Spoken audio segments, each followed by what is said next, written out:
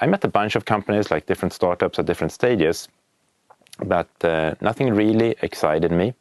But then one day I started talking to the chairwoman at Reason Studios, where I am now, and she basically said that, we have this company called Reason Studios. A couple of investors have bought it from the founders, and it's not doing too well. I mean, not doing too bad either, but like it's kind of a big transition that needs to be made here. And that really excited me, to take this company. I think Reason, I think we're going to talk a bit about later, but basically we make software for musicians, which was a market that I was really passionate about. To be part of that and, being that underdog with this company and turning it around and, making it bigger and better, I thought that was an exciting journey. We operate in the music creator tools market. So basically we make software for musicians. And the market is divided into 3 different areas, I would say. One is called the DAW market, the digital audio workstation.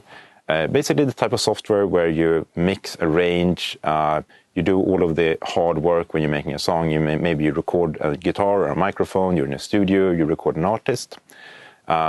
So Apple has a software called Logic in this space. They also have a free software called GarageBand. And there's a bunch of others too. The other part of the market is called the plugin market. So that's all of the software instruments, things that actually make a sound. A lot of the music that's made today, I think much music still has some sort of like analog component where you record an artist or you play guitar.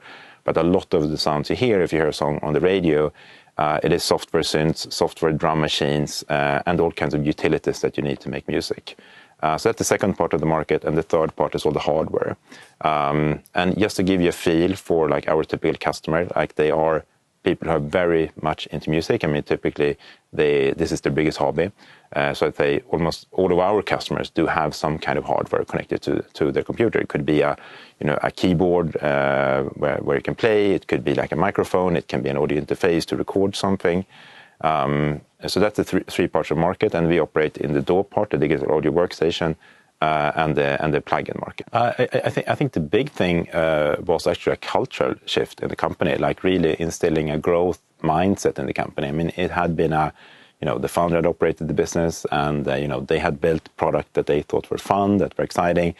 And they hadn't thought so much more about the commercialization around that, and they've done well. I mean, they had their finger on the pulse, like they built great products, like so the company did well. But it was really about like a big thing was just getting that culture and that cultural mindset shift in people. That how can we do this even bigger by not spending 2 years and launching a new product? Like are there new channels we can go into, or like are there new ways to talk about Reason that we can do? I think that was part of it, and the other thing was that Reason had been this kind of closed ecosystem. We had been kind of outside of the rest of the market. I mean, if you did everything Reason, that was great, but that was just not how musicians operated. I mean, people love to have like all kinds of different synths and guitars and mix and match products from different manufacturers. I think a lot of our industry is built on this tinkering and having fun, and I think part of that is like building your own setup. So the big opportunity there in the product was just to open up Reason to the world and make it possible to integrate Reason with the rest of your setup. And I think that was the big other thing we were doing. Yeah, so I was contacted about the job in 2017. I was approached by a headhunter, and at that time our brand was Nordic Camping and Resort. So as always, the first thing you do is that you go into the website to do some research. And if you went into nordiccamping.se in 2017, it was not a super exciting picture you got. And I mean, you can see that in 2 ways. Either that's, I don't want to engage in that, or you can see it as a development opportunity and a fantastic opportunity to develop something.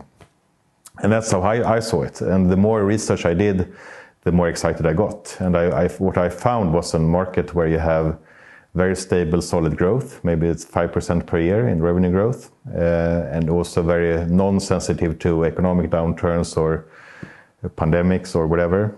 So stable growth, also surprisingly high profitability. So the average campsite, even the independent ones, generate typically 30 to 40% in operating result margin per year. So good profitability, stable growth, and then also lots of fragmentation and low degree of modernization and professionalization. So that combination was, as I saw it, quite unusual, and that's what excited me. Then also, I mean, the product itself is, I find it very exciting. It's accommodation in really nice places. I mean, we have locations along the Swedish west coast, Öland, Skåne, Dalarna, and many other places. So it's really an exciting product. I mean, we deliver, we call it moments of happiness for the many people. That's our product.